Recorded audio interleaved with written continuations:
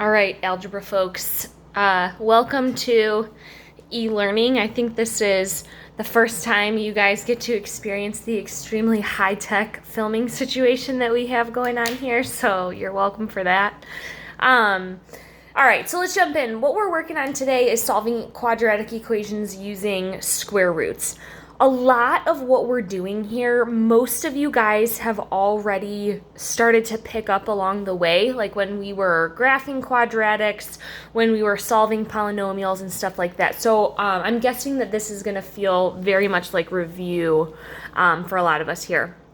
So hopefully you're familiar with this. If we just have it in this form, if we've got a binomial here, we've got two terms, you know that A and C are going to be your constant, and X is your only real variable here. So if this is an equation, you're going to have this term will be equal to 0 or is going to be equal to a number, and we're solving for X. We're trying to get this X by itself.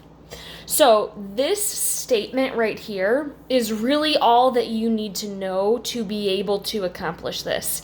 It says first, isolate the x squared on one side of the equation to get x squared equals d, meaning you've gotten rid of your other constants here, right? If you moved this to one side, you divided by a, that's going to give you some constant d. It's not going to be c or a because you've done a series of operations to get you this new constant.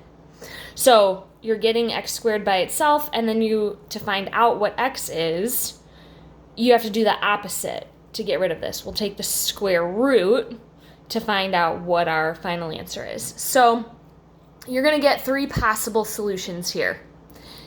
If what you end up with at this point, x squared equals d, if d is a positive number, then this should say x squared equals d. Then x squared equals d will have two real solutions, because when you take the square root, the answer could be positive or negative, right? Let's say x squared equals 9.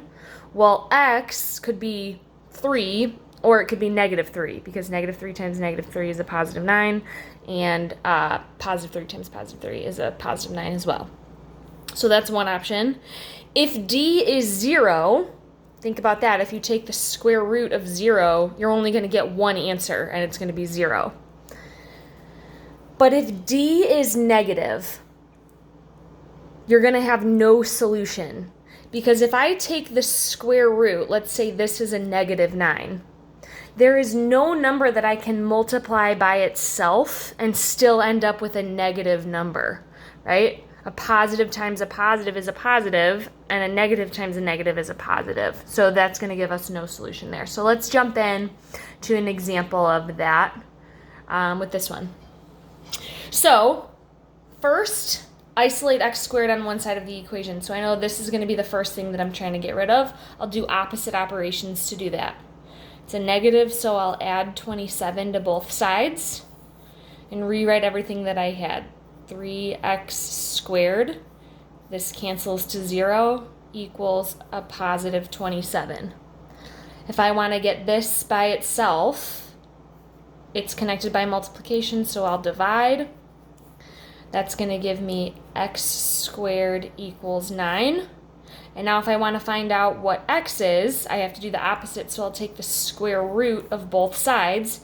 That means x can either be positive 3 or a negative 3, because 3 times 3 is 9, and negative 3 times negative 3 is positive 9 as well. So this fits my first example. It's got two real solutions, and you would just write your answer as x equals positive or negative 3.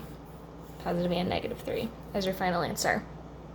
All right, but then if I've got this, and this says is equal to 16, whereas this one was equal to 0, that's no big deal. We're still just trying to figure out what x is. So we're going to go about this the same way.